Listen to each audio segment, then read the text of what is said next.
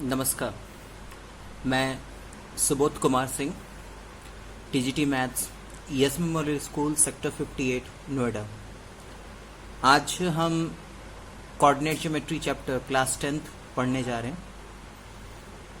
Actually अगर मैं 10th class के कोऑर्डिनेट ज्योमेट्री की बात करूं तो स्टार्टिंग हमें डिस्टेंस फार्मूला से करनी चाहिए थी, लेकिन मैं कुछ बेसिक कोऑर्डिनेट ज्योमेट्री के बेसिक चीज़ों को क्लियर करते हुए आगे बढ़ूंगा। ताइए हम जानें कि बेसिक चीज़ें क्या हैं कोऑर्डिनेट ज्योमेट्री की। कोऑर्डिनेट ज्योमेट्री क्या है?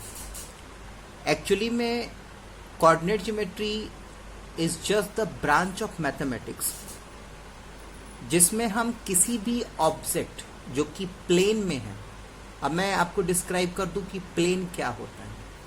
प्लेन एक ऐसा फिगर है जिसमें 2 डायमेंशन होते हैं। अब वो डायमेंशन कुछ भी हो सकता है, इधर लेंथ और ब्रेथ, और ब्रेथ और जस्ट लेंथ एंड ब्रेथ। ठीक है, दिए हुए फिगर में अगर हाइट ना हो तो उसको हम प्लेन कहते हैं।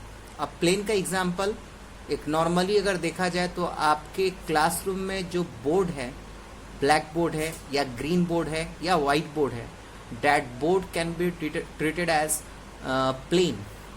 आप जिस कॉपी पे लिख रहे हैं, जो पेज यूज कर रहे हैं, वो भी एक प्लेन की तरह एक्ट करेगा, क्योंकि इस प्लेन वो पेज का लेंथ है, ब्रेथ है, लेकिन हाइट बिल्कुल नेगेजिएबल है।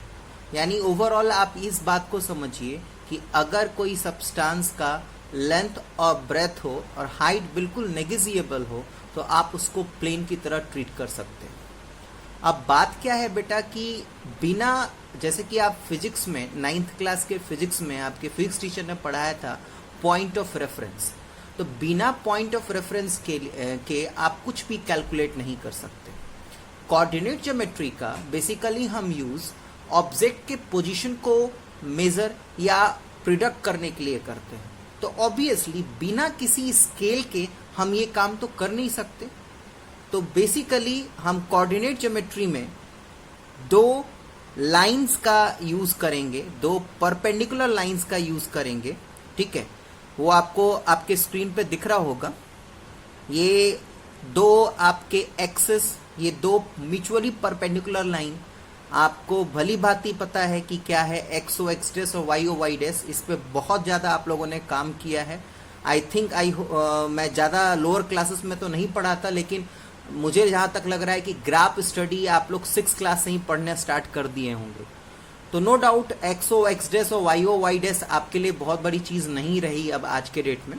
ठीक है, तो कोऑर्डिनेट ज्योमेट्री बेसिकली क्या है? Coordinate geometry is the branch of mathematics which deals with the position of an object lying in a plane, describe with the help of 2 mutually perpendicular lines. अब 2 mutually perpendicular lines की जो बात हो रही है वो वही है जो आप लोग छोटे क्लास में पढ़ के आ रहे हैं, that is X O X dash and Y O Y dash. Done. अब इसका डे टू डे लाइफ में कैसे प्रोडक्शन किया जा सकता है? लेट सपोज कीजिए कि ये आपका घर है, दिस इज योर होम, और ये आप अपने घर से कुछ दूरी पे खड़े हैं।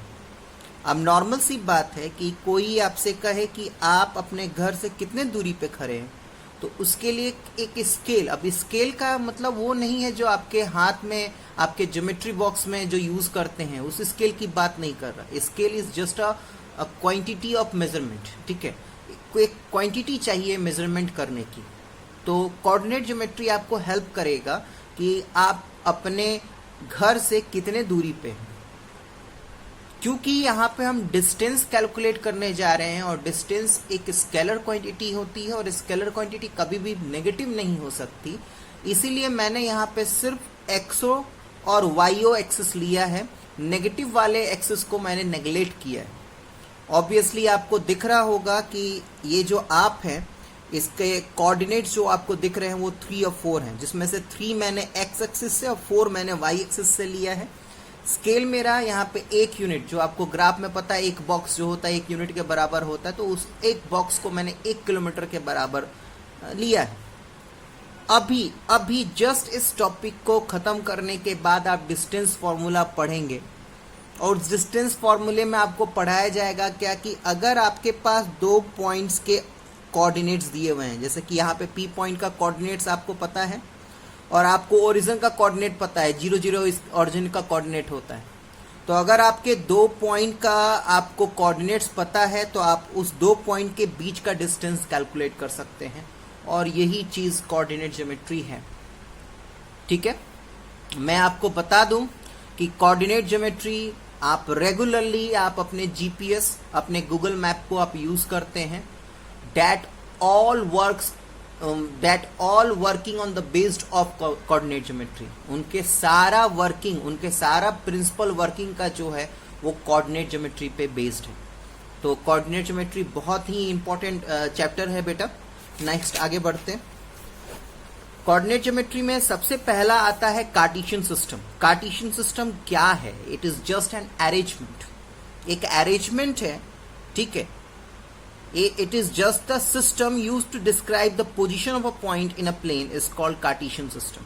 एक ऐसा सिस्टम, एक ऐसा अरेंजमेंट, ठीक है, जिसमें 2 एक्सिस होते हैं जो कि म्यूचुअली परपेंडिकुलर होते हैं, और म्यूचुअली परपेंडिकुलर होने के कारण वो एक पॉइंट पे इंटरसेक्ट करते हैं। उस इंटरसेक्टिंग पॉइंट को हम ओरिजिन कहते हैं, ठीक है। तो कार्टेशियन सिस्टम एक ऐसा अरेंजमेंट है जिसमें 2 म्यूचुअली परपेंडिकुलर एक्सिस होते हैं जो कि एक पॉइंट पे इंटरसेक्ट करते हैं, उस पॉइंट को ओरिजिन कहा जाता है। और इस अरेंजमेंट, इस सिस्टम के हेल्प से हम किसी भी ऑब्जेक्ट जो कि प्लेन में है उसका पोजीशन मेजर कर सकते हैं, और इसी चीज को हम कार्टेशियन सिस्टम कहते हैं, ठीक है। आपको दिख रहा होगा मैंने बहुत अच्छे तरीके से डेकोरेटिव वे में पिंक और ब्लैक पेन का यूज किया है। आपको एक्सओ एक्स डैश भी दिख रहा है, वाईओ वाई डैश। तो actually the 2 mutually perpendicular line which I am talking about is XO X dash and YO Y dash, ठीक है। आपको दिख रहा है साफ साफ ये दोनों लाइन एक दूसरे को इंटरसेक्ट कर रहे हैं ओ पे, दिस इज कॉल्ड ओरिजिन, ठीक है। यहाँ पे सारी चीजें एक्सप्लेनेशन आपके पास दी हुई है। O is for origin, X O X dash is called horizontal line कह लीजिए, या उसको एक्स एक्सिस कह लीजिए। वाईओ वाई डैश को वर्टिकल लाइन या वाई एक्सिस कह लीजिए। ओ एक्स को एक्स एक्सिस का पॉजिटिव डायरेक्शन मानते हैं, ओ एक्स डैश का उसका just opposite negative direction of X axis. O Y जहां पे वाई एक्सिस का पॉजिटिव डायरेक्शन होगा वहीं पे ओ वाई डैश आपका वाई एक्सिस का नेगेटिव डायरेक्शन होगा, ठीक है। ये बात आपको याद रहनी चाहिए कि दोनों हॉरिजॉन्टल लाइन और वर्टिकल लाइन जिसको एक्सिस कह रहे हैं, उन दोनों के बीच का जो एंगल होगा वो 90 डिग्री होगा। एक चीज ध्यान में रहे, यहाँ पे मैं डेमोन्स्ट्रेट करने की कोशिश कर रहा हूँ। ग्रीन कलर का आपको लाइन दिख रहा होगा ए बी, जो कि एक्स एक्सिस के परपेंडिकुलर है। साफ साफ दिख रहा है कि ये जो लाइन जो ए बी एक्स एक्सिस के परपेंडिकुलर है, वाई एक्सिस के पैरेलल है, और वहीं पे जो एक लाइन जो सी डी वाई एक्सिस के परपेंडिकुलर है वो एक्स एक्सिस के पैरेलल है। इसी चीज को मैंने यहाँ पे नोट के दूसरे पॉइंट में लिखा है। ध्यान से सारी चीजों को याद रखेंगे बेटा, क्योंकि छोटी छोटी चीजें ही मिलके बड़ा कॉन्सेप्ट बनता है। नेक्स्ट क्वाड्रेंट की बात करें। क्वाड्रेंट क्या होता है? एक रोटी लीजिए, माँ जो रोटी बनाती है उस रोटी को लीजिए, उसको 4 इक्वल भाग में तोड़ दीजिए, एक भाग निकालिए, डेट भाग is called quadrant, that is 1/4 of any substance. अगर आप किसी भी सब्सटेंस को 4 इक्वली भाग में डिवाइड कर देंगे तो that 1 equal part is called quadrant. In the same way Cartesian system में जो हम 2 एक्सिस को यूज करते हैं, वो 2 एक्सिस आपके प्लेन को 4 इक्वल भाग में डिवाइड करता है, एंड दैट ईच इक्वल भाग इज कॉल्ड क्वाड्रेंट, ठीक है। आपको यहाँ पे साफ साफ दिख रहा है कि एक्सओ वाई यहाँ पे फर्स्ट क्वाड्रेंट है, एक्स डैश ओ वाई यहाँ पे सेकेंड क्वाड्रेंट है, X dash O Y dash आपका थर्ड क्वाड्रेंट, और एक्सओ वाई डैश आपका फोर्थ क्वाड्रेंट है। नेक्स्ट हम कार्टेशियन प्लेन, और जिसको एक्स वाई प्लेन कहते हैं और कोऑर्डिनेट प्लेन कहते हैं। क्या होता है बाबू? जस्ट वही चीज को तोड़ मरोड़ के पेश किया जा रहा है। एक ऐसा प्लेन जिसमें 2 एक्सिस हों, ठीक है, एक ऐसा प्लेन जिसमें 2 एक्सिस हों और 4 क्वाड्रेंट हो, उस प्लेन को हम कार्टेशियन प्लेन कहते हैं, ठीक है। और जो 2 एक्सिस हम यूज कर रहे हैं उसको कोऑर्डिनेट एक्सिस कहते हैं। Axes is basically the plural of axis, ठीक है। नेक्स्ट कोऑर्डिनेट ऑफ पॉइंट की बात करें। एक पॉइंट को प्लेन में रिप्रेजेंट करने के लिए, ठीक है, एक पॉइंट को प्लेन में रिप्रेजेंट करने के लिए उसका परपेंडिकुलर डिस्टेंस एक्स एक्सिस से और वाई एक्सिस से कितना है, ये दोनों चीज़ों की रिक्वायरमेंट होती है। और ये दो जो डिस्टेंस की बात हम कर रहे हैं, that distance is called coordinate of that point. मैं क्या कहना चाह रहा हूं उसको मैं एक फिगर के द्वारा आपको समझाता हूं। मान लिया कि मेरे पास एक प्लेन है, साफ साफ दिख रहा है आपको, एक प्लेन है, मुझे पी पॉइंट को प्लॉट करना है। तो इस पी ये पोजीशन पता करना है, तो इस पी पॉइंट का वाई एक्सिस से परपेंडिकुलर डिस्टेंस कितना होगा और इस पी पॉइंट का एक्स एक्सिस से परपेंडिकुलर डिस्टेंस कितना होगा, वो मुझे दोनों पता होना चाहिए। और ये जो दो डिस्टेंस आपको दिख रहे हैं, these two distance is only called as coordinates of the point, यानी एक्स वाई को togetherly coordinates of the point कहते हैं। वहीं पे एक्स एक्सिस को एब्सिसा और वाई एक्सिस को ऑर्डिनेट कहा जाता है। डन। अब आइए जानने की कोशिश करते हैं कि what does the perpendicular distance of a point from Y axis is called and what does the perpendicular distance of a point from X axis is called. साफ साफ आपको यहाँ पे फिगर में दिख रहा है। मैं Pn की बात करूं तो this one is perpendicular distance of a point from Y axis. साफ साफ दिख रहा है बाबू, बिल्कुल साफ साफ दिख रहा है। Pn is the perpendicular distance of a point from Y axis. Done. Is Pn is equal to MO? Done. And what is MO बेटा? It is x coordinate. यानी कहने का मतलब क्या है कि पॉइंट का जो एब्सिसा है वो आपको इस चीज का नॉलेज देता है कि आपका पॉइंट वाई एक्सिस से कितने डिस्टेंस पे है। Done. In the same way आगे बढ़ते हैं। परपेंडिकुलर पी पॉइंट आपके एक्स एक्सिस से कितने दूरी पे है ये आपको पीएम नॉलेज देगा, और ये पीएम एनओ के बराबर है। और एनओ बेसिकली क्या है? Y coordinate. वाई कोऑर्डिनेट कहने का मतलब क्या है कि आपके दिए हुए पॉइंट का ऑर्डिनेट जो है वो आपको इस बात का नॉलेज देगा कि आपका पॉइंट एक्स एक्सिस से कितने दूरी पे है। पॉइंट टू बी नोटेड, यहाँ पे एक्स आपको वाई का दूरी पता करके बताएगा, और वाई जो कि ऑर्डिनेट है वो आपको एक्स का दूरी पता करके बताएगा पॉइंट का। तो जस्ट रेसिप्रोकल है, याद रखिएगा इस बात को। कुछ इंपॉर्टेंट पॉइंट्स कोऑर्डिनेट्स के बारे में पढ़ लें। इस बात का ध्यान रखिएगा कि कोऑर्डिनेट्स जब हम लिखते हैं तो सबसे पहले एब्सिसा यानी सबसे पहले हम एक्स की कोई क्वांटिटी लिखेंगे, देन ऑर्डिनेट लिखते हैं यानी वाई की क्वांटिटी हम लिखेंगे। ध्यान रखिएगा इस ऑर्डर को पलटते ही आपका पॉइंट का पोजीशन चेंज कर जाएगा। जैसे कि आप अपने स्क्रीन पे देख पा रहे होंगे, मैं बात करूं 2-3 और 3-2, तो ये दोनों पॉइंट डिफरेंट पॉइंट्स की बातें हो रही हैं। आप अपनी मनमानी नहीं कर सकते। अगर आपको किसी पॉइंट को रिप्रेजेंट करना है कोऑर्डिनेट सिस्टम में तो सबसे पहले उसका एब्सिसा लिखिए, देन ऑर्डिनेट लिखिए। आप अपनी मनमानी नहीं कर सकते, आप पहले ऑर्डिनेट और उसके बाद एब्सिसा नहीं लिख सकते। डन। आगे बढ़िए। ये सबसे इंपॉर्टेंट बात है, अगर कोई पॉइंट एक्स एक्सिस पे लाई करेगा तो उसका ऑर्डिनेट जो है वो 0 के बराबर होगा, यानी उसके कोऑर्डिनेट जो हो जाएंगे वो x0 होंगे। और अगर कोई पॉइंट उसका रेसिप्रोकल, अगर कोई पॉइंट y एक्सिस पे लाई करता है तो उसका एब्सिसा 0 हो जाएगा, यानी उसके कोऑर्डिनेट 0 और y हो जाएंगे। साइन कन्वेंशन आपको पता है ही, एक बार नजर लगा लीजिएगा। फर्स्ट क्वाड्रेंट में दोनों quantity abscissa as well as ordinate आपका पॉजिटिव होगा। On the other hand second quadrant की बात करें तो आपका एब्सिसा नेगेटिव और ऑर्डिनेट पॉजिटिव होगा। थर्ड क्वाड्रेंट में एब्सिसा ऑर्डिनेट दोनों नेगेटिव होगा। In the case of fourth quadrant abscissa is positive while ordinate is negative. Done. अब आइए हम अपने 10th क्लास के सिलेबस पे आते हैं, जो कि आपका है डिस्टेंस फॉर्मूला। देख पा रहे होंगे आप अपने स्क्रीन पे, ये मेरा एक कार्टेशियन सिस्टम है जिसमें दो एक्सिस हैं, एक्स ओ एक्स डैश और वाई ओ वाई डैश। दो पॉइंट भी आपको दिख रहा है, यहाँ पे P पॉइंट है, इसका कोऑर्डिनेट x1 y1 है, और ये Q पॉइंट है, इसका ऑर्डिनेट x2 y2 है। डन बेटा। तो मान लिया कि मुझे PQ अगर डिस्टेंस कैलकुलेट करना है तो उसका फॉर्मूला आपके स्क्रीन पे आपको दिख रहा होगा। आपको जस्ट फाइंड करना है √ x2 - x1 + y2 - y1। इसका ऑर्डर भी चेंज कर सकते हैं, आंसर बिल्कुल सेम आएगा। आप x2 माइनस x1 का होल स्क्वायर के जगह x1 माइनस x2 का whole square plus y1 minus y2 का भी होल स्क्वायर कर सकते हैं।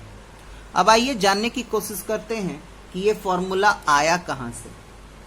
ठीक है, आइए जानने की कोशिश करते हैं कि ये फॉर्मूला आया कहाँ से। सीधा सीधा छोटा सा डेरिवेशन है, मैं आपको समझा देता हूँ, आप इजीली समझ पाएंगे। देखिए, ध्यान से समझने की कोशिश कीजिएगा।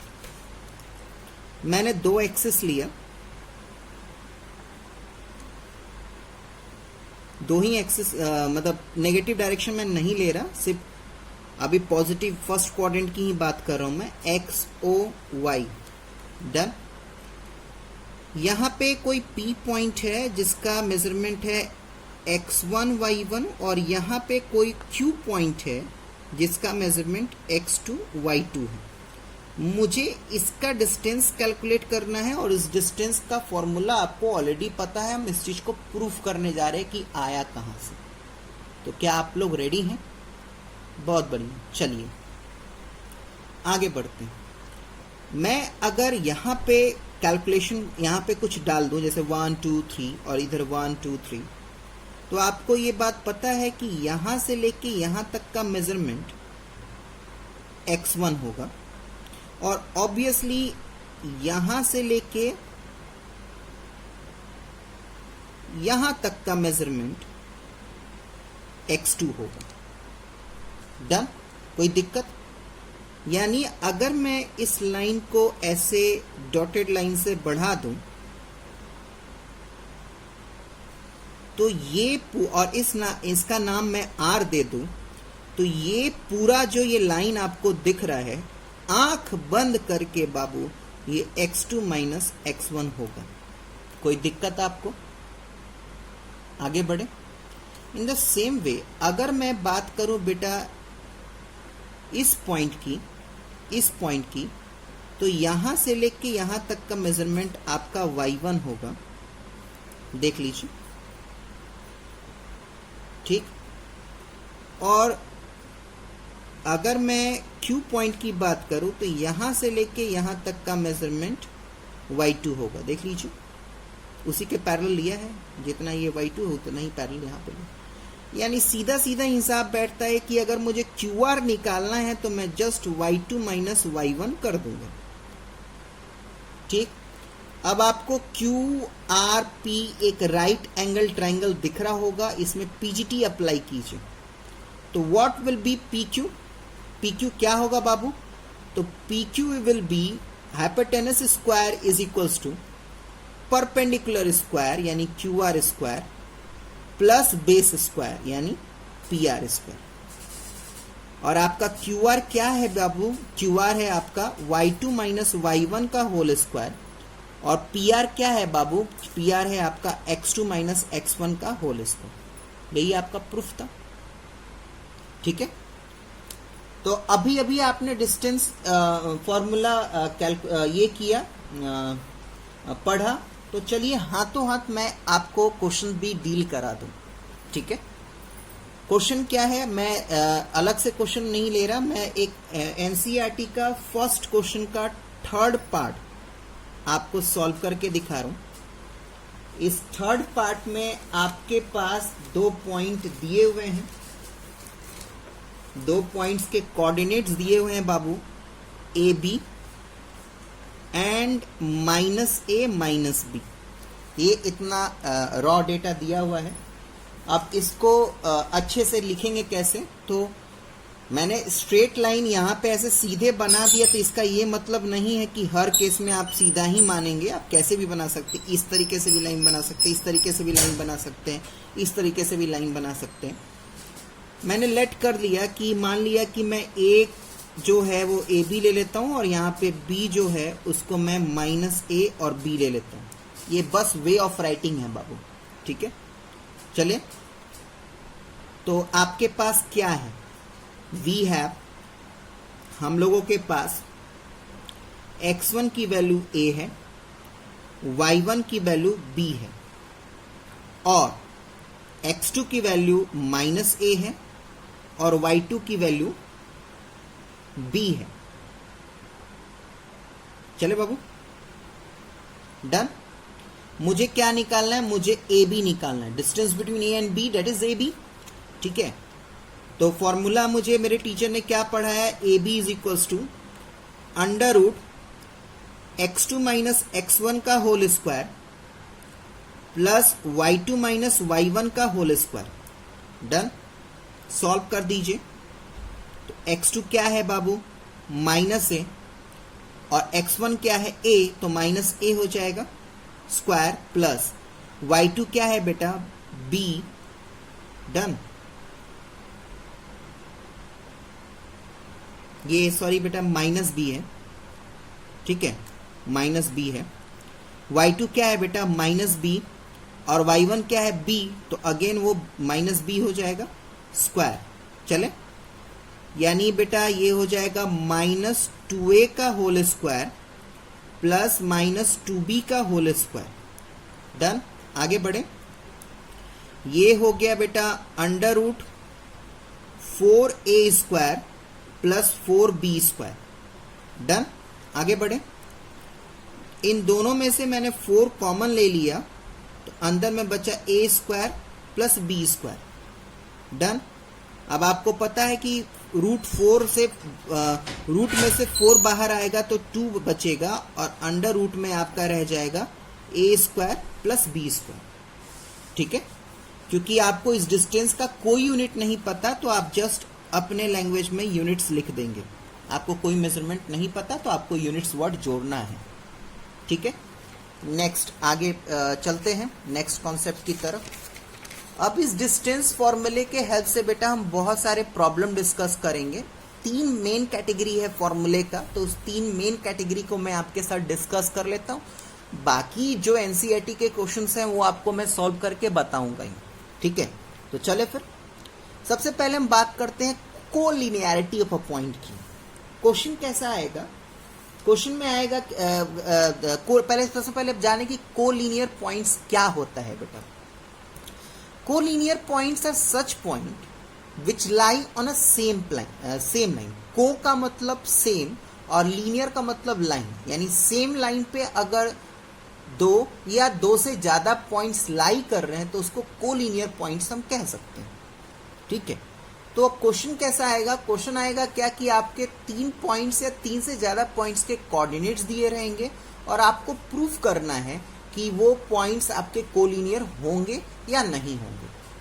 क्वेश्चन कैसा होगा आप देखिए और समझने की कोशिश कीजिए।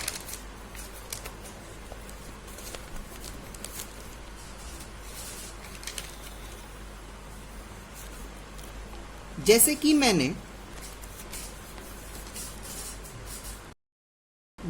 मैंने आपको एक क्वेश्चन दिया, a 1 माइनस 1, ए का कोऑर्डिनेट 1 माइनस 1 है, b का कोऑर्डिनेट 5 और 2 है। ठीक है, और c का कोऑर्डिनेट 9 और 5 है। ठीक है, तो आपको बताना है कि क्या ये तीनों पॉइंट कोलिनियर होंगे या नहीं होंगे। तो थ्योरी पहले पढ़िए। थ्योरी में क्या है? आपको कुछ नहीं करना है बेटा, आपको ए बी निकालना है, फिर बी सी निकालना है, फिर आपको ए सी निकालना है। डिस्टेंस फॉर्मूले से आप कैलकुलेट कर लेंगे। कुछ भी रिप्रेजेंट यहाँ पे मत कीजिएगा, क्योंकि आपको नहीं पता यहाँ पे, जैसे कि मैंने इस प्रीवियस क्वेश्चन में ऐसे लाइन बना के आपको बताया था ना। ठीक है, तो यहाँ पे तो ऑलरेडी क्वेश्चन में था कि calculate the distance between 2 point. तो 2 पॉइंट है तो ऑब्वियसली 2 पॉइंट जो है वो एक स्ट्रेट लाइन पे ही लाई करेगा।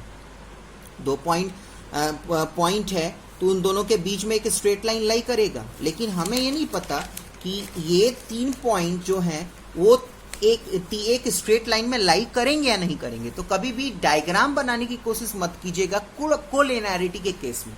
ठीक है, तो आप सबसे पहले क्या करेंगे?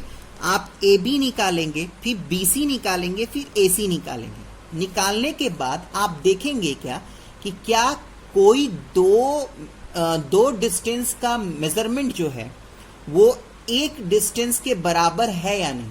अगर वो है तो वो कोलिनियर होगा। क्या है मतलब, मैं समझाता हूं। जैसे कि मैंने यहाँ पे ए बी डिस्टेंस कैलकुलेट किया, तो ए बी डिस्टेंस अगर मैंने कैलकुलेट किया तो अब मैं थोड़ा डायरेक्टली करूंगा। आप लोग ऑलरेडी इस चीज़ का नॉलेज ले चुके हैं, अब मैं ज़्यादा लंबा थ्योरी नहीं खींचूंगा।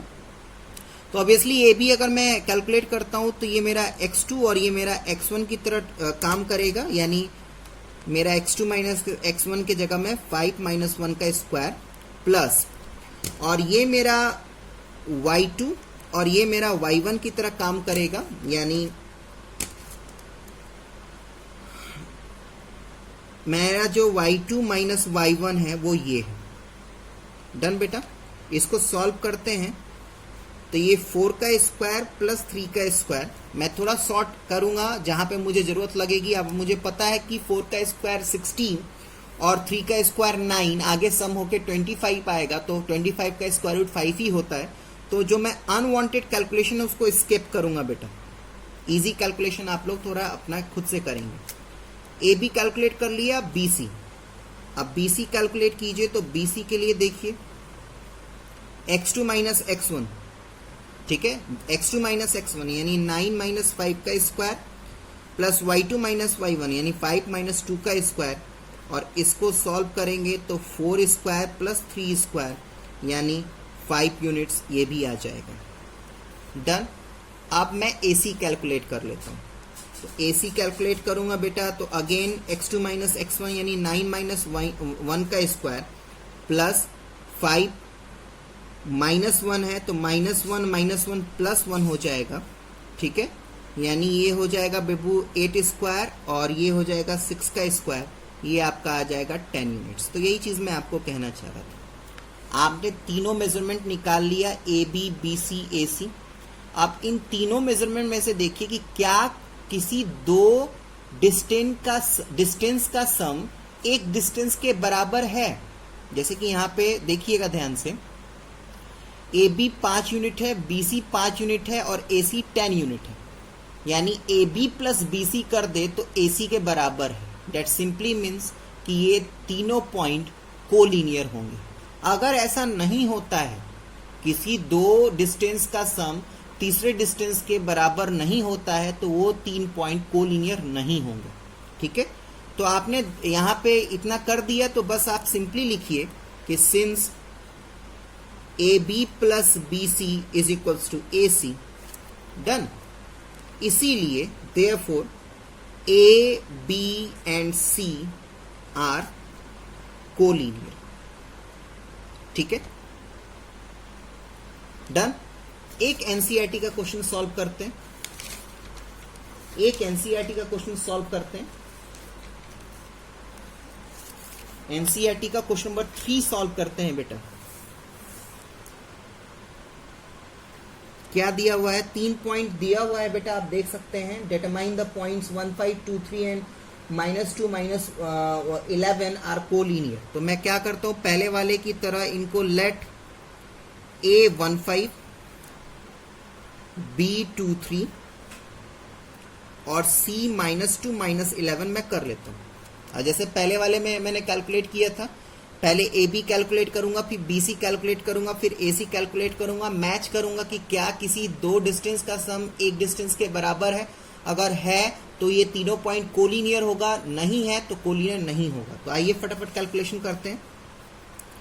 सबसे पहले ए बी, अगर ए बी की बात करूं तो ये आ जाएगा बेटा 2 - 1 का स्क्वायर प्लस 3 - 5 का स्क्वायर। इसको सॉल्व करेंगे बेटा तो √5 यूनिट आएगा। मैंने बोला कि मैं अनवांटेड कैलकुलेशन स्किप करूंगा बेटा, ठीक। अगेन बी सी अगर मैं कैलकुलेट करूं तो दिस विल बी -2 का स्क्वायर प्लस -11 -3 का स्क्वायर। ये सॉल्व करके आएगा बेटा √212। इसको फर्दर सॉल्व करेंगे तो ये आएगा बेटा 2√53 यूनिट्स, 53 यूनिट्स, डन। आगे ए सी अगर मैं सॉल्व करता हूं तो ये मेरा आ जाएगा -2 - 1 का स्क्वायर प्लस -11 - 5 का स्क्वायर। ये सॉल्व करके आएगा बेटा √265 यूनिट्स। आप देख रहे होंगे कि यहाँ पे तीनों में से कोई सा भी ऐसा नहीं है जो 2 को जोड़ने पे तीसरा आए।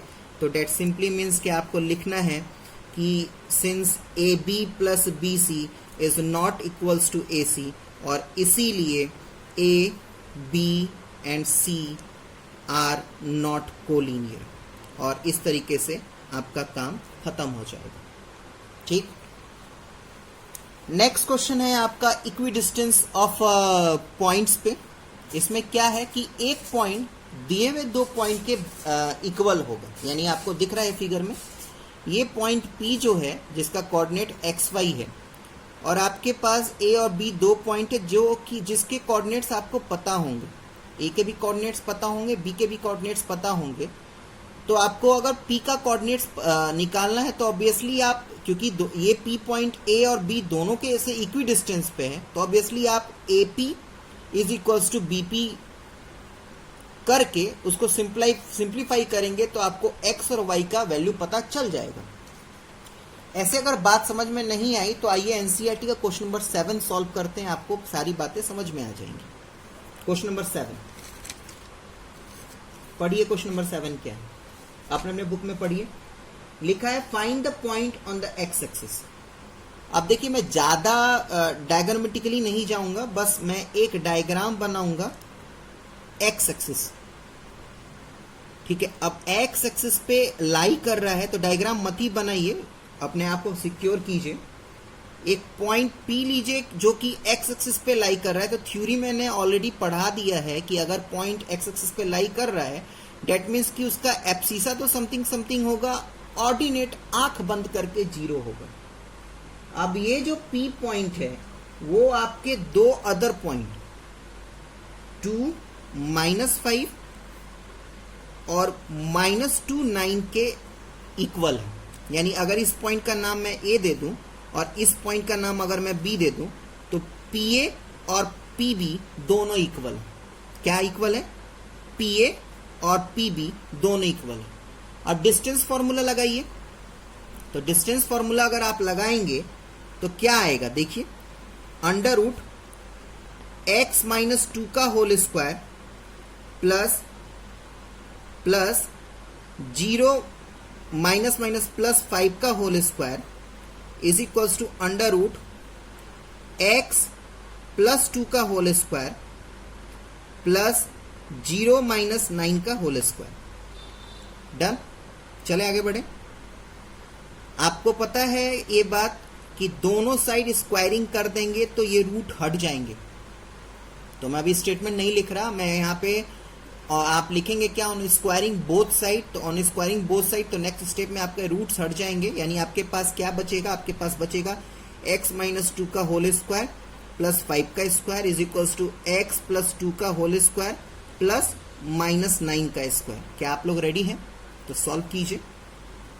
इसको मैं तोड़ूंगा बेटा a माइनस बी के होल स्क्वायर पे, तो ये मेरा आ जाएगा x square plus 4 minus 4x plus 25, और ये वाला मैं a प्लस बी के होल स्क्वायर पे तोड़ूंगा तो ये मेरा आ जाएगा x square plus 4 plus 4x plus 81, जिसमें से x square plus 4 x square plus 4 cancel हो जाएगा।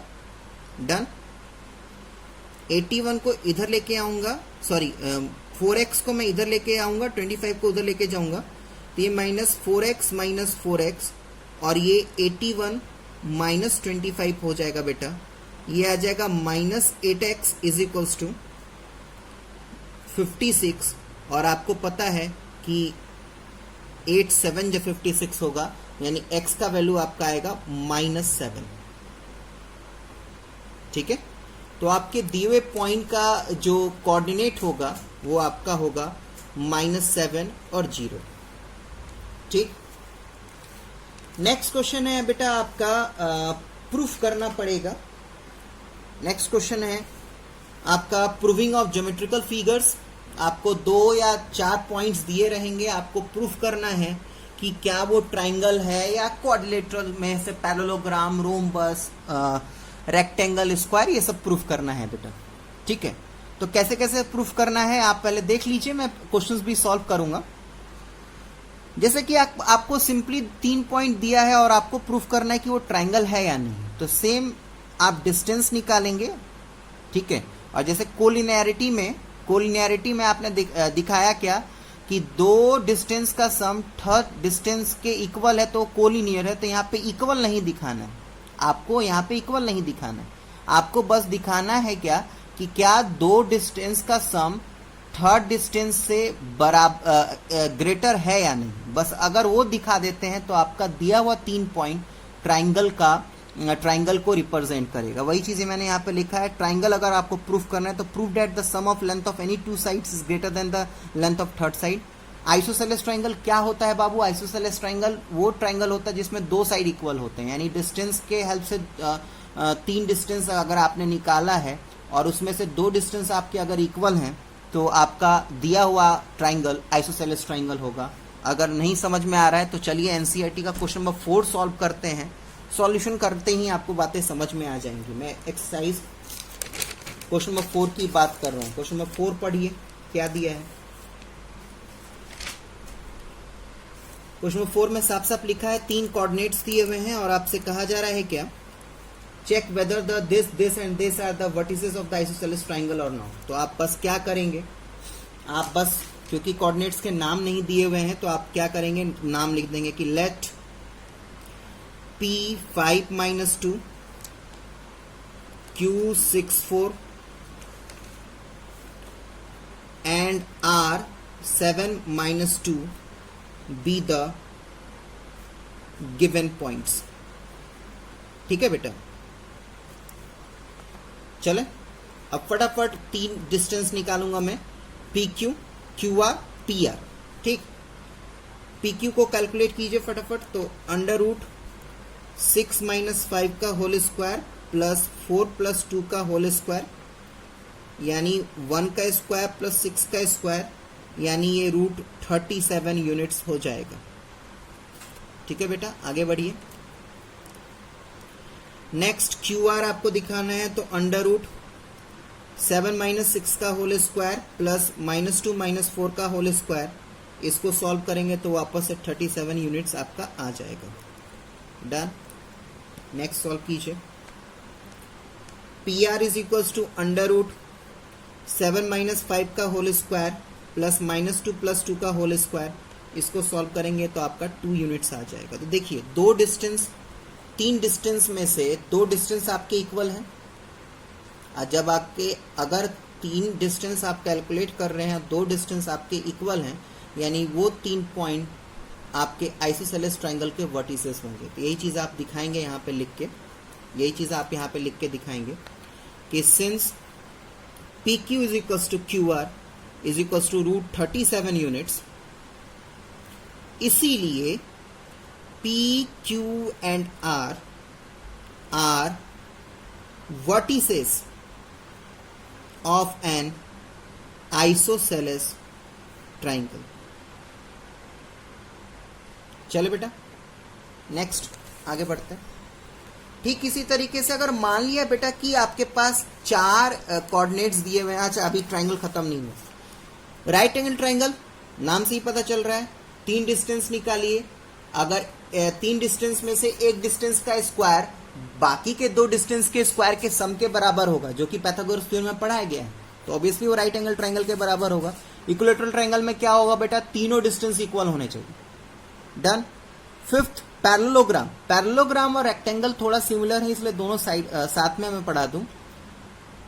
4 डिस्टेंस कैलकुलेट करना है और 4 डिस्टेंस में से अगर 2 डिस्टेंस कोई 2 डिस्टेंस पेयर में 2 डिस्टेंस इक्वल हैं, यानी कहने का मतलब क्या है, मैं आपको कॉपी पे समझा दूं। जैसे कोई क्वाड्रिलेटरल है, उस क्वाड्रिलेटर के 4 वर्टिसेस दिए हुए हैं। लेट्स सपोज कीजिए A, B, C और D। ठीक है, कोई क्वाड्रिलेटर है और उस क्वाड्रिलेटर के 4 वर्टिसेस दिए हुए हैं, और अगर आपने डिस्टेंस फॉर्मूला से AB कैलकुलेट किया, BC कैलकुलेट कीजिए, CD कैलकुलेट कीजिए और AD कैलकुलेट कीजिए। अगर आपने AB is equals to CD दिखा दिया और AD is equals to BC दिखा दिया, तो ये वाला क्वाड्रिलेटरल पैरेललोग्राम हो जाएगा। इतना दिखाने के साथ साथ अगर आपने AC और BD भी इक्वल दिखा दिया तो ये जो क्वाड्रिलेटरल है वो रेक्टेंगल हो जाएगा। ठीक, in the same way square और रोम्बस के केस में क्या है, आपके क्वाड्रिलेटरल के कोऑर्डिनेट्स दिए रहेंगे कुछ इस तरीके से। अभी मैं क्वेश्चन सॉल्व करके भी दिखा रहा हूं। क्वाड्रिलेटरल के 4 कोऑर्डिनेट्स दिए रहेंगे A B C D. Done. अगर आपने सबसे पहले चारों के डिस्टेंस फॉर्मूले से लेंथ इक्वल दिखा दिया तो ये रोम्बस हो जाएगा। और आपको अगर इसको स्क्वायर दिखाना है तो आपको AC और BD भी इक्वल दिखाना पड़ेगा, तब जाके ये आपका स्क्वायर बनेगा।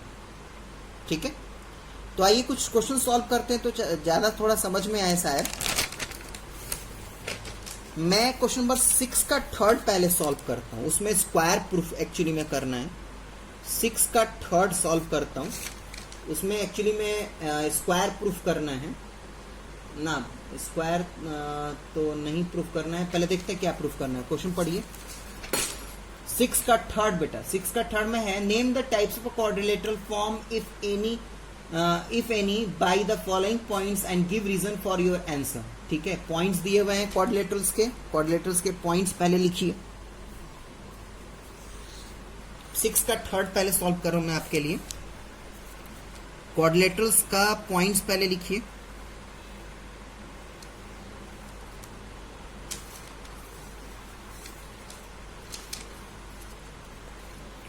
ठीक है, नाम तो नहीं दिया, मैं खुद से नाम दे रहा हूं बेटा।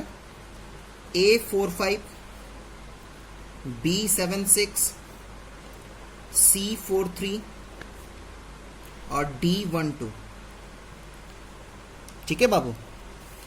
अब सबसे पहले क्योंकि हमें बताना है कि ये कौन सा क्वाड्रिलेटरल होगा, हमें नहीं पता कि ये पैरेललोग्राम है, रोम्बस है, स्क्वायर है या रेक्टेंगल है, तो क्या क्या कैलकुलेट करना पड़ेगा मैं आपको पहले से बता दूं। मुझे AB, BC, CD, AD, ये AC, ये BD, सब 5 चीजें, सॉरी 5 नहीं 6 चीजें कैलकुलेट कीजिए। कैलकुलेट करने पे पता चलेगा कि क्या है। चले तो एक लाइन से फटाफट कैलकुलेट करते हैं। स्क्रीन पे दिख रहा है सारा चीज। चलिए कैलकुलेट कीजिए डिस्टेंस फॉर्मूला से। AB, तो AB कैलकुलेट करेंगे तो क्या लेंगे बेटा, 7 - 4 का स्क्वायर प्लस 6 - 5 का स्क्वायर। इसको सॉल्व करेंगे बेटा तो 10 यूनिट्स आएगा। ठीक। BC कैलकुलेट करूंगा तो मैं लूंगा 4 - 7 का square,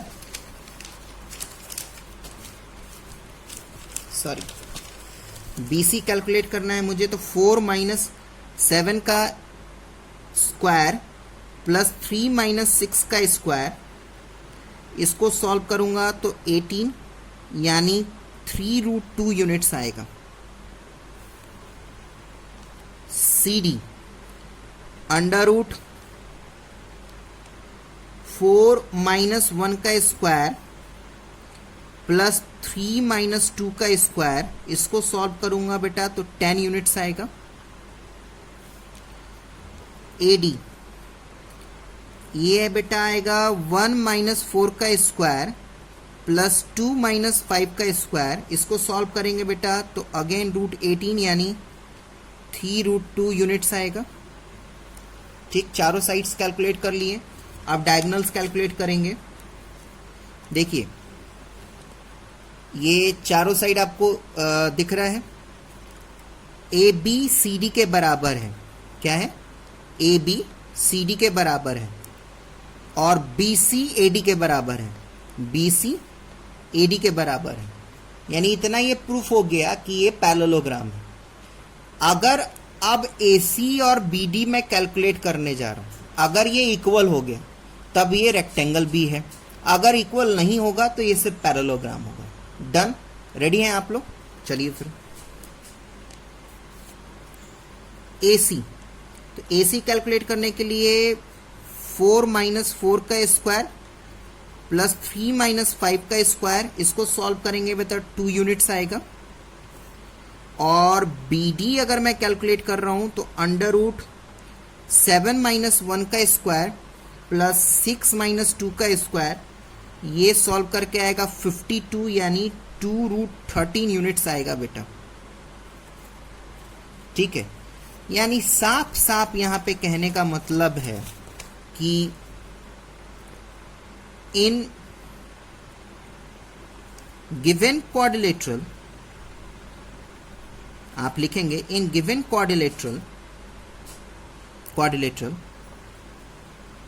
opposite sides are equal but diagonals are unequal, इसीलिए ए बी सी डी जो हमने एज्यूम किया था इज अ पैरेललोग्राम। तो समझ में आया बेटा? अगर डायगोनल इक्वल होता तो यहां पे हम इसको रेक्टेंगल भी लिख सकते थे। ठीक है, एक स्क्वायर और रोम्बस वाला क्वेश्चन लेते हैं। उसके लिए मैं आपको एनसीईआरटी का क्वेश्चन नंबर 5 सॉल्व करूंगा। थोड़ा लंबा क्वेश्चन भी है, लेकिन चलिए कोई बात नहीं, कॉन्सेप्ट क्लियर हो जाएगा उस तरीके से। क्वेश्चन नंबर 5, ठीक है, पढ़िए question number 5। In a classroom, 4 friends are seated at the point A, B, C, D and D as shown in figure. दिख रहा है आपको? डायग्राम आपके पास भी है। Champa and Chameli walk into the class and after observing for a few minutes, Champa asks Chameli, "Don't you think ABCD is a square?" आप calculate करेंगे तभी तो पता चलेगा कि स्क्वायर है, रोम्बस है, पैरेललोग्राम है या रेक्टेंगल है। Chameli disagree using distance formula, find which of them is correct. तो जैसा पहले फिगर है मैं वैसा ही बना लेता हूँ और सबके पहले कोऑर्डिनेट्स लिख लेता हूँ। कुछ इस तरीके से फिगर है बेटा, तो इसी तरीके से मैं फिगर बना लेता हूँ।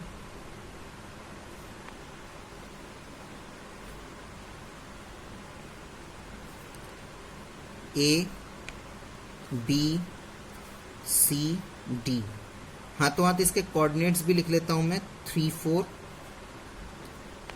6 7 9 4 6 1। तो जैसा मैंने आपको सिखाया था कि 4 सिर्फ इसको कैलकुलेट करने से तो पता नहीं चलेगा, आपको AC और BD भी कैलकुलेट करना पड़ेगा ताकि आपको पता चले कि ये स्क्वायर है या रोम्बस। ध्यान से पहले मैं डिक्लेयर कर दूं, अगर चारों साइड इक्वल और डायगोनल अनइक्वल आया तब तो ये रोम्बस होगा, और चारों साइड इक्वल और डायगोनल भी अगर इक्वल आया तब ये स्क्वायर होगा। तो फटाफट कैलकुलेशन करते हैं, पता चल जाएगा कि क्या होने वाला है। ठीक है, चलिए फिर ए बी। तो ए बी के लिए मैं लूंगा √6 - 3 का स्क्वायर प्लस 7 - 4 का स्क्वायर। इसको सॉल्व करेंगे तो √18 आएगा, यानी 3√2 यूनिट्स।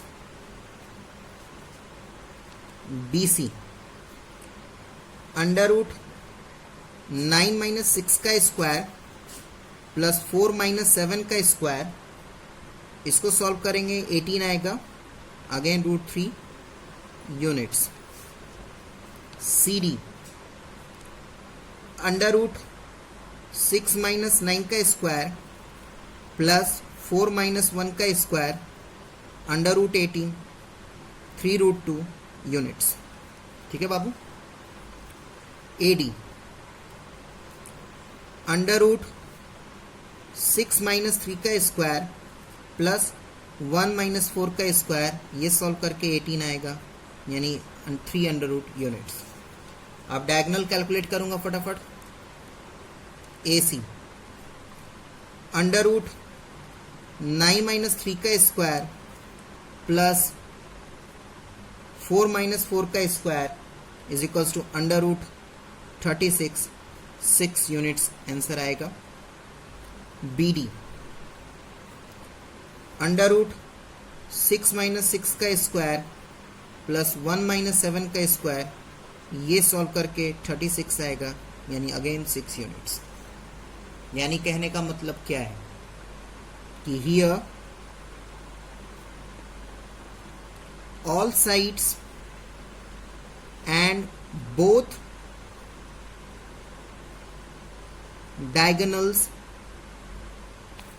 are equal। ठीक है, therefore ABCD is a square। ठीक है बाबू। यानी ये प्रूफ हो गया कि चंपा जो कह रही थी वो सही कह रही थी। चंपा ही कह रही थी ना, हाँ, Champa asked Chameli don't you think ABCD square, हाँ, तो चंपा सही कह रही है। ठीक है। अच्छा, एक चीज मैं और बता दूं, किसी किसी बुक को अगर आप पढ़ेंगे तो एक और मेथड आपको पढ़ाया जाएगा, वो मेथड भी आपके साथ में डिस्कस कर देता हूँ। अब मैं कोई दबाव नहीं दूंगा, आप इन दोनों मेथड में से कोई सा भी मेथड आप यूज करेंगे, सॉल्व करेंगे, आपको मार्क्स मिलेगा। ठीक है। दूसरा मेथड क्या है वो मैं आपको पिंक रेड पेन से बता देता हूं तो ज्यादा सही रहेगा। उसके लिए आपको क्या करना है, उसके लिए आपको एसी तक तो कैलकुलेट करना है। एसी तक तो आंख बंद करके जो आपने कैलकुलेट किया है वो आप कैलकुलेट करेंगे, जैसे एसी आपने कैलकुलेट किया। उसके बाद सेकेंड मेथड में आपको ये जो मैंने कट किया इसके जगह पे क्या करना है वो मैं आपको नेक्स्ट पेज में बता रहा हूं, ध्यान से सुनिएगा। मैंने अभी क्या कहा, मैंने कहा मैं सेकेंड तरीका बताने जा रहा हूं। ये एक पहला तरीका था, पूरा सोल्यूशन हो चुका है। अब सेकेंड मेथड बताने जा रहा हूं, उसमें आपको क्या करना है, एसी तक तो बाबू पूरा करना है। एसी तक तो पूरा हो गया, अब इसके आगे क्या करना है वो मैं बताने जा रहा हूं।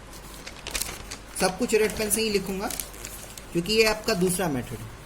तो सेम इसी तरीके से मैं आपके लिए एक दोबारा से बना दूं क्वाड्रिलेटरल। इसमें आपका ये ए बी सी डी हो गया। ठीक। अच्छा, अब ये भी हमने सब कुछ कैलकुलेट कर ही लिया है। बीसी मेरा 3√2 यूनिट्स है, ये ए बी मेरा 3√2 यूनिट्स है और ये भी 6 यूनिट्स है ना बाबू। डन। चले तो देखिए क्या ए बी का स्क्वायर प्लस बी सी का स्क्वायर का सम ए सी के स्क्वायर के बराबर है क्या, करके देखिए। तो 3√2 का स्क्वायर प्लस 3√2 का स्क्वायर यानी 9 9 2 18 प्लस 9 2 18। ठीक।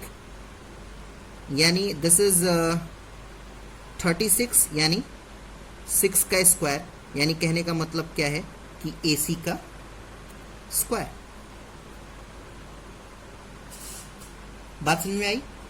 यहां पे आपने क्या दिखाया, यहां पे आपने दिखाया क्या कि AB का स्क्वायर और BC का स्क्वायर करके सम करते हैं तो ये AC का स्क्वायर होगा, and this is called PGT, that is Pythagoras theorem. According to Pythagoras theorem, in right angle triangle the square of hypotenuse is equal to sum of square of perpendicular plus base। यानी क्या ये statement PGT को satisfy कर रहा है। Therefore triangle ABC triangle ABC ओबे PGT।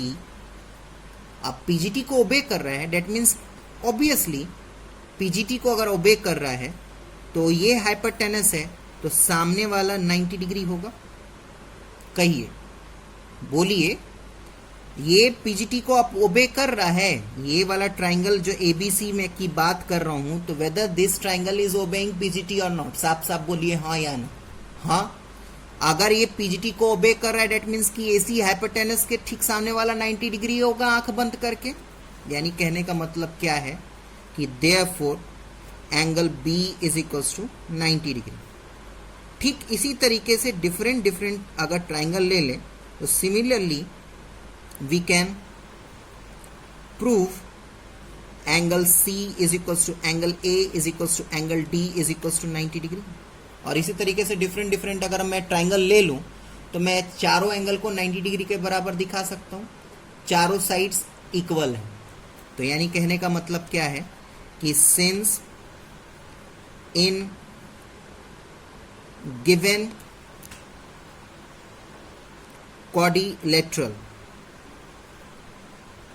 all sides are equal, all sides are equal, and all angles are equal. All angles are 90 degree, not equal. 90 degree equal भी लिख सकते हैं. All angles are 90 degree. Therefore, ABCD is a square. तो ये जो second method मैंने बोला, ये सिर्फ और सिर्फ आप स्क्वायर दिखाने के लिए यूज कर सकते हैं.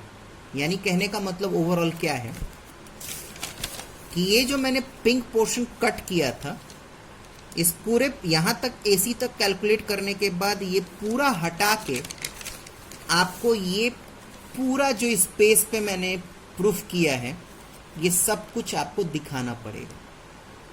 तो ये आपका सेकेंड मेथड था.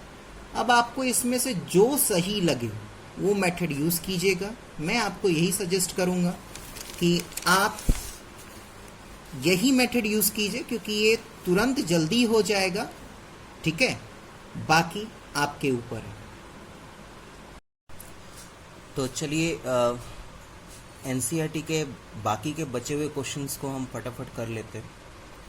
जो बचे हुए क्वेश्चंस हैं वो सबसे बचे हुए क्वेश्चन में सबसे पहला क्वेश्चन है आपका क्वेश्चन नंबर 2. पढ़िए क्या दिया हुआ है. Find the distance between the point 00 and 3615. Can you find the distance between the two towns A and B discuss in NCERT section 7.2. ये जिस सेक्शन 7.2 की बात की जा रही है वो आपके एनसीईआरटी के पेज नंबर 156 पे दिया हुआ है बेटा. टॉपिक डिस्टेंस फार्मूला लिखा हुआ है और page number 156 topic distance formula, उसमें आप पढ़ेंगे ना तो क्या वहाँ पे है. मैं डायग्राम भी बता देता हूँ ताकि इजीली आपको सारी चीज़ें समझ में आ जाए. वहाँ पे कुछ नहीं किया है बेटा, एक कार्टेशियन सिस्टम लिया है. जो वहाँ पे लिखा है मैं वो बता रहा हूँ. इसको नॉर्थ डायरेक्शन, इसको ईस्ट डायरेक्शन. ठीक है बाबू. यहाँ पे टाउन A है और ये टाउन B है. यहाँ से यहाँ तक का मेजरमेंट 36 किलोमीटर का है और यहाँ से लेके यहाँ तक का मेजरमेंट 15 किलोमीटर का है. अभी इस क्वेश्चन में फिलहाल हमसे पूछा जा रहा है क्या कि टाउन A और टाउन B के बीच का डिस्टेंस कितना है. तो टाउन A का जो कोऑर्डिनेट होगा वो आपका 00 होगा. आपको भी पता है क्यों, क्योंकि ये ओरिजिन पे लाई कर रहा है. और टाउन B का जो कोऑर्डिनेट होगा वो 36 और 15 होगा. ठीक है. अब नॉर्मल कैलकुलेशन कर लीजिए, AB डिस्टेंस फार्मूला से कैलकुलेशन कर लीजिए. ये आपका x2 होगा, ये आपका x1, ये आपका y2 होगा, ये y1. तो AB कैलकुलेट कीजिए. तो AB होता है x2 माइनस x1 यानी 36 माइनस 0 का square plus y2 minus y1 यानी 15 माइनस 0 का स्क्वायर. यानी ये नॉर्मली क्या हो जाएगा 36 का स्क्वायर प्लस 15 का स्क्वायर. डन. जब आप इसको सॉल्व करेंगे तो ये आ जाएगा 1521. डन. और इसको फर्दर सॉल्व करेंगे तो ये 39 किलोमीटर आपका आंसर आ जाएगा. ठीक है बेटा. चलिए नेक्स्ट क्वेश्चन की तरफ बढ़े.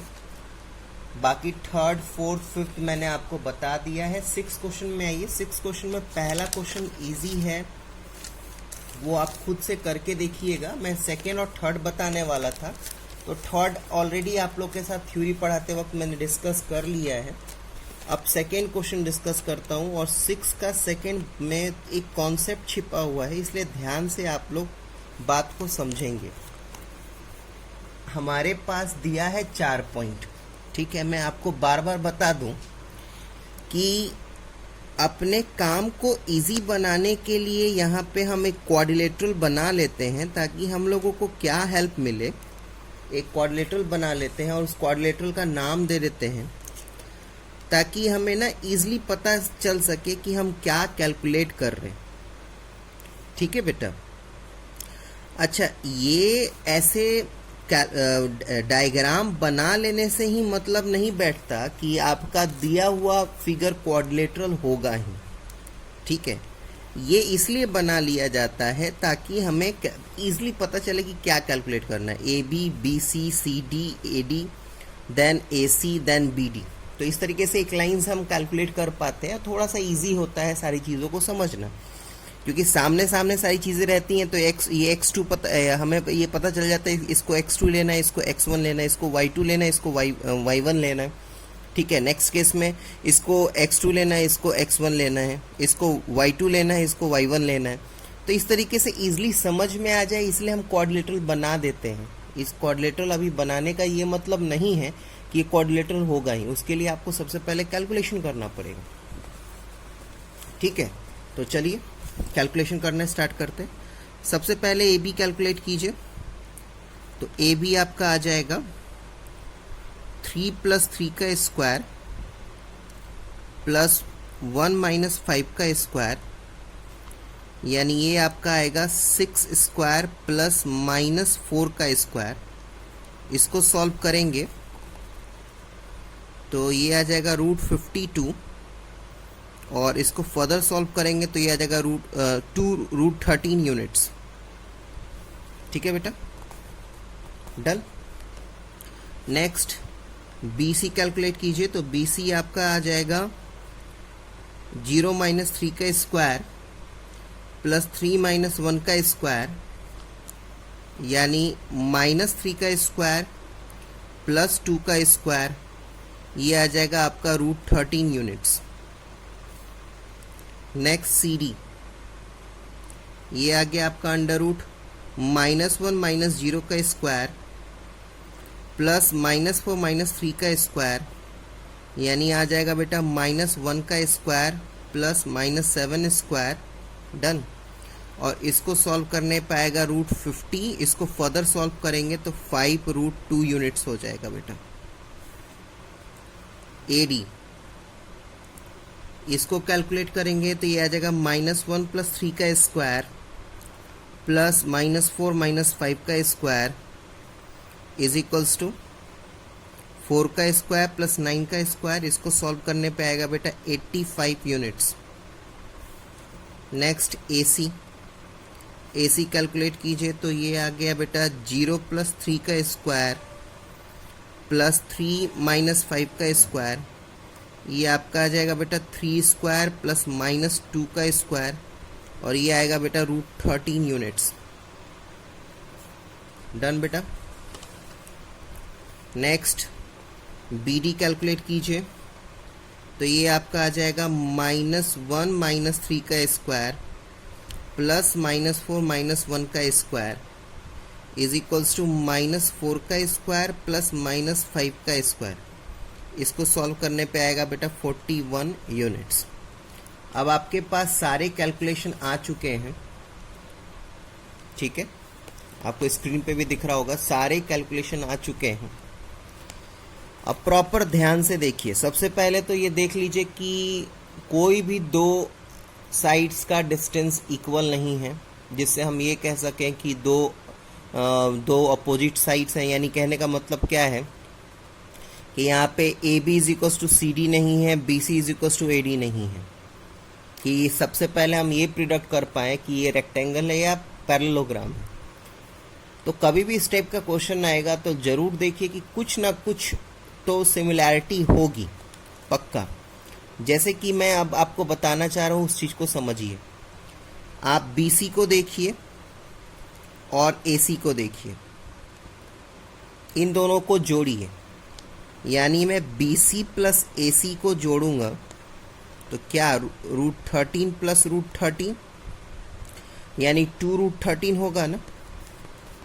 और 2√13 देखिए किसके बराबर है, 2√13 है आपका ए बी के बराबर। देख लीजिए, यानी कहने का मतलब क्या है कि दो साइड का सम, दो डिस्टेंस का सम एक डिस्टेंस के बराबर है। And this is the condition for collinearity of 3 points. ये साफ साफ चिक के आपसे कह रहा है कि आपका 3 पॉइंट ए बी और सी कोलिनियर है। ठीक है बाबू, अब इस बात का ध्यान रखिएगा कि 4 पॉइंट में से 3 पॉइंट अगर कोलिनियर है तो वो कभी भी क्वाड्रिलेटरल फॉर्म नहीं करेंगे। तो इसलिए मैंने बोला था कि ये बहुत इंपॉर्टेंट क्वेश्चन है और आपको बहुत अच्छे तरीके से इसको सॉल्व करना है, ठीक है। तो कभी भी आप इस डायग्राम को बनाइए, मना नहीं कर रहा, बना सकते हैं, ठीक है, ताकि आप इजीली कैलकुलेट कर सके सारी चीज़ों को। लेकिन इस बात का ध्यान रखिएगा कि डायग्राम बना देने का मतलब नहीं है कि आपका वो क्वाड्रिलेटरल होगा ही। नेक्स्ट क्वेश्चन आपका 8th क्वेश्चन बचा हुआ है, उसको देख लीजिए।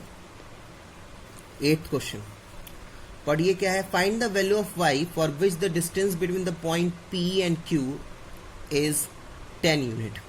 ठीक है, अब PQ का जो डिस्टेंस है वो 10 यूनिट के बराबर,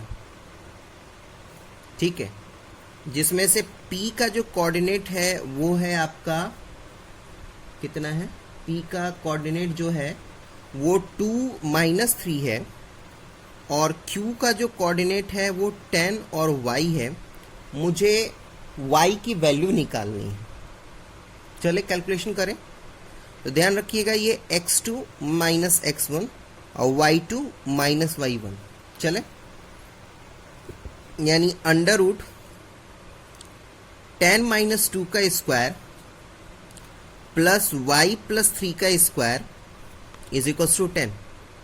आपको पता है रूट इधर हटेगा, इधर जाएगा तो 100 हो जाएगा। ये 10 माइनस 2 8 का स्क्वायर हो जाएगा, ये y प्लस 3 का स्क्वायर और 10 का स्क्वायर। अब इसको नॉर्मली सॉल्व कीजिए तो ये हो जाएगा बेटा 8 8 just 64। इसको a प्लस बी के होल स्क्वायर पे तोड़ दूंगा मैं, तो a square plus b square plus 2ab, done. Next 64 प्लस 9 73 y square plus 6y is equals to 100। Next y square plus 6y और 73 उधर जाके माइनस होगा 100 से तो 27 बचेगा, डन। यानी y square plus 6y minus 27 is equals to 0। आप splitting middle term 9th class में पढ़ा है आपने, स्प्लिटिंग मिडिल टर्म लगा दीजिए। 27 होता है 3 9 जा 27, 3 9 जा 27 का मतलब क्या है कि y square plus 9y minus 3y minus 27 is equal to 0। Splitting middle term 9th class में पढ़े होंगे आप, ठीक है। अब y स्क्वायर प्लस 9y में से y कॉमन आ जाएगा तो y प्लस 9 बचेगा, माइनस 3y माइनस 27 में से माइनस 3 कॉमन निकलेगा तो y प्लस 9 बच जाएगा। यानी कहने का मतलब क्या है कि y plus 9 y minus 3 is equal to 0, यानी y के दो वैल्यू आ जाएंगे मेरे, माइनस 9 और 3, और यही आपको पता करना था, डन। नेक्स्ट क्वेश्चन नंबर 9 के तरफ चलिए।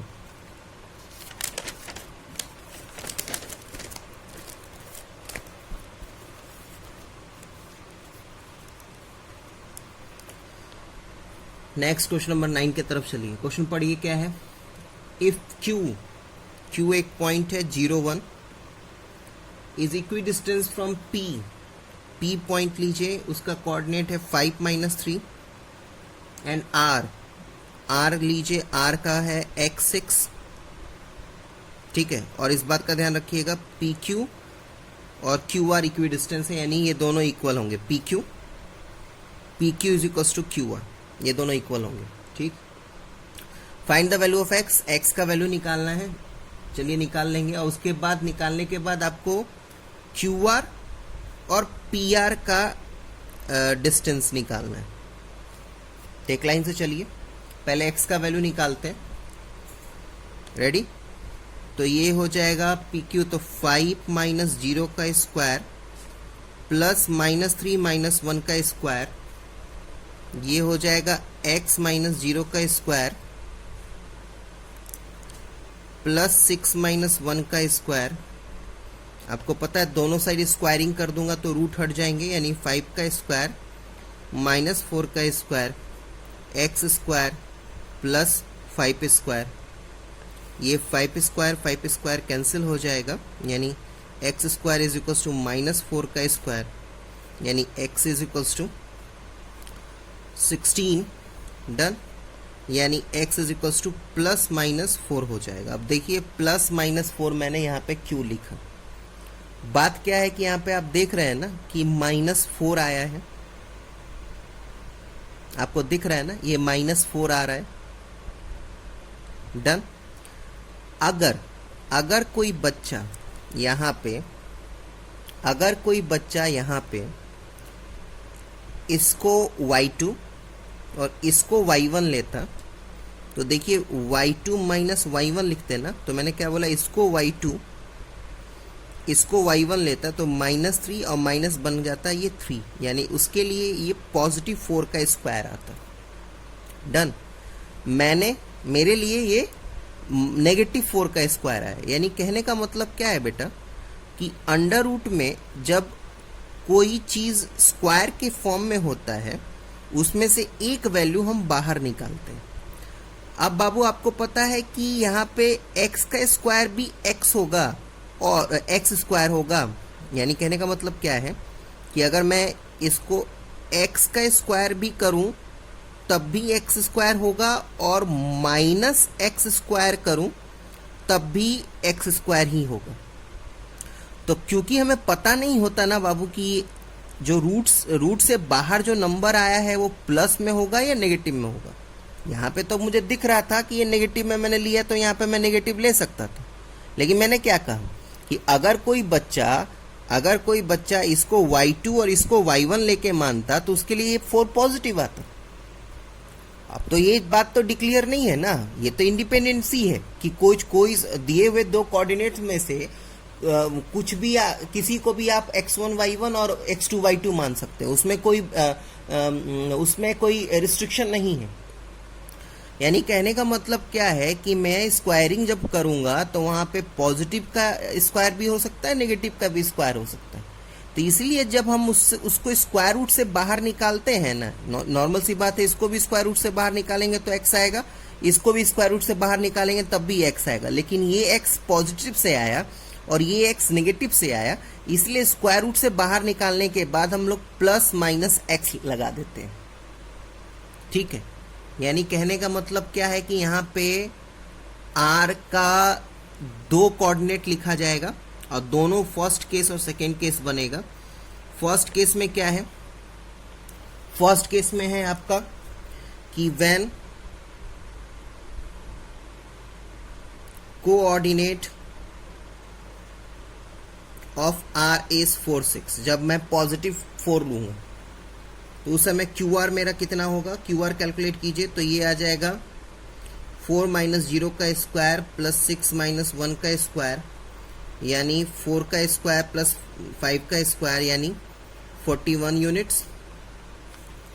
और PR मेरा कितना आ जाएगा, अंडर रूट 4 माइनस 5 का स्क्वायर प्लस 6 प्लस 3 का स्क्वायर, यानी -1 का स्क्वायर प्लस 9 का स्क्वायर, यानी 82 यूनिट्स। डन। अब सेकेंड केस में मैं x की वैल्यू जो r का था उसको मैं नेगेटिव ले लूँगा, तो कोऑर्डिनेट ऑफ r बिकम्स क्या, -4 6। तो अब QR कितना होगा, तो QR देखिए कितना होगा, ये हो जाएगा -4 माइनस 0 का स्क्वायर प्लस 6 माइनस 1 का स्क्वायर, यानी -4 का स्क्वायर प्लस 5 का स्क्वायर, यानी ये अगेन 41 यूनिट्स होगा। डन। PR जो है वो आपका हो जाएगा -4 माइनस 5 का स्क्वायर प्लस 6 प्लस 3 का square is equals to under root -9 का स्क्वायर प्लस 9 का स्क्वायर, यानी ये आ जाएगा बेटा 162। और इसको स्प्लिट करेंगे फर्दर तो ये आ जाएगा 9√2 यूनिट्स। ठीक है। तो इस बात का ध्यान रखिएगा कि कभी भी आपको इस टाइप का हो तो प्लस माइनस दोनों निकाल के आपको दोनों कैलकुलेट करना है। डन। अब आपका एक क्वेश्चन रह गया, क्वेश्चन नंबर 10, फटाफट उसको डिस्कस कर लेते हैं।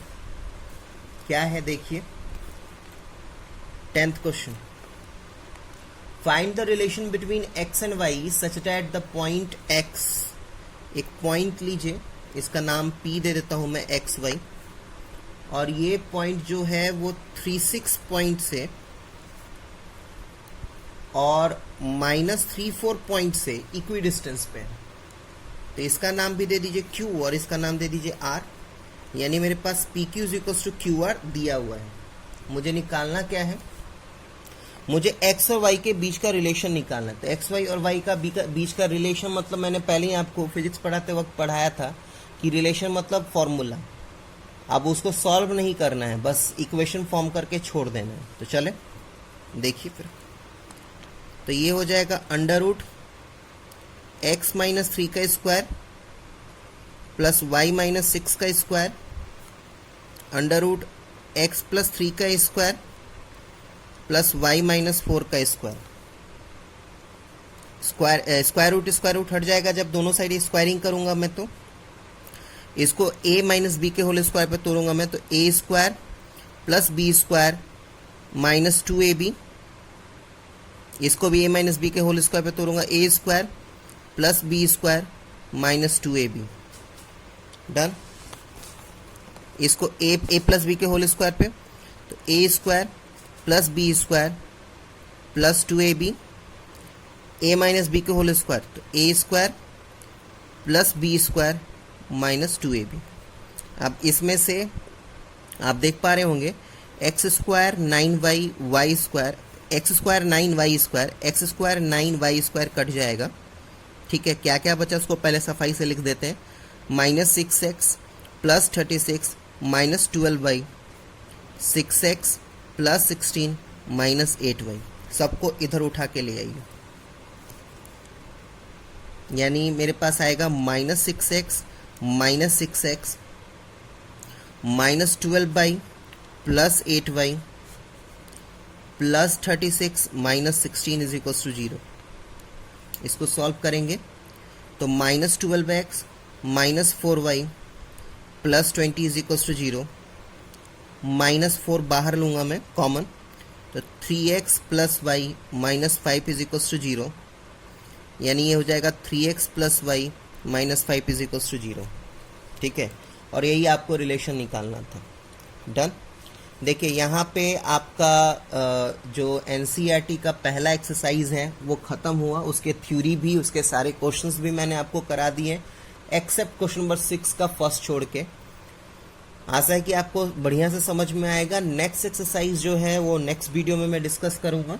तब तक के लिए आप अपना ध्यान रखिए। धन्यवाद।